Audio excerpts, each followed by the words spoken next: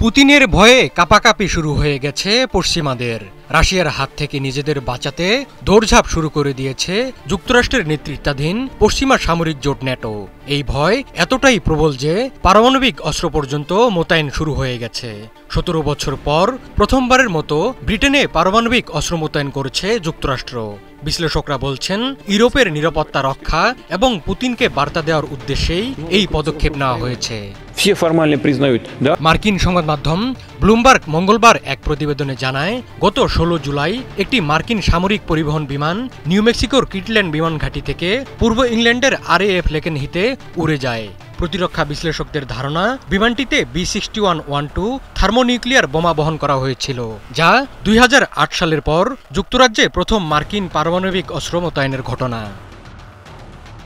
রাশিয়াকে সবচেয়ে বড় হুমকি হিসেবে বিবেচনা করে যুক্তরাজ্য গত বছরের এপ্রিলে নিজেদের জাতীয় নিরাপত্তার জন্য রাশিয়াকে আনুষ্ঠানিকভাবে হুমকি হিসেবে চিহ্নিত করে ব্রিটেন। ইউক্রেন যুদ্ধকে কেন্দ্র করে রাশিয়ার উপর কঠোর নিষেধাজ্ঞা আরোপ করেছে যুক্তরাজ্য। ব্রিটিশরা জেলেনস্কিকে অস্ত্র দিলে সরাসরি যুক্তরাজ্যে হামলার হুমকি দেয় রাশিয়া।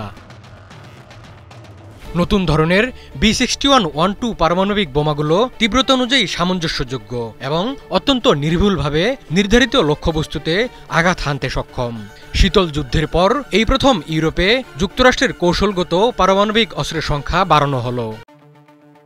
পরিবহন বিমানটি ট্রান্সপন্ডার সক্রিয় রেখে, অর্থাৎ নিজের পরিচয় ও অবস্থান প্রকাশ করে উড়েছিল, যা সচরাচর পারমাণবিক অস্ত্র পরিবহনের ক্ষেত্রে দেখা যায় না। ন্যাটোর সাবেক এক সামরিক কর্মকর্তা মনে করছেন, সামরিক বিমানের ট্রান্সপন্ডার ইচ্ছাকৃতভাবে চালু রাখা হয়েছিল, যার উদ্দেশ্য ছিল মস্কোকে একটি বার্তা দেওয়া।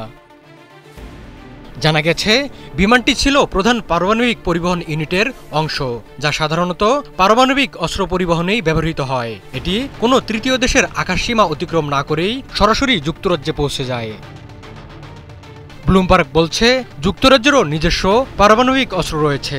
গত জুন মাসে দেশটি যুক্তরাষ্ট্রের কাছ থেকে কমপক্ষে 12টি F-35A যুদ্ধবিমান কেনার পরিকল্পনা নিশ্চিত করেছে, যা মার্কিন B6112 বোমা বহনে সক্ষম। লন্ডন এই পদক্ষেপকে এক প্রজন্মের মধ্যে যুক্তরাজ্যের পারমাণবিক অবস্থানের সবচেয়ে বড় শক্তিশালীকরণ হিসেবে অভিহিত করেছে। পুতিনের হুমকি মোকাবেলায় চলতি বছরের ফেব্রুয়ারিতে যুক্তরাজ্যের প্রতিরক্ষা ব্যয় বাড়ানোর ঘোষণা দিয়েছেন ব্রিটিশ প্রধানমন্ত্রী কিয়ার স্টারমার। তিনি বলেছেন, রাশিয়ার আগ্রাসনের হুমকির বিরুদ্ধে তাদের নিরাপত্তা জোরদার করতে যুক্তরাজ্য 2027 সালের মধ্যে প্রতিরক্ষা ব্যয় বাড়াবে।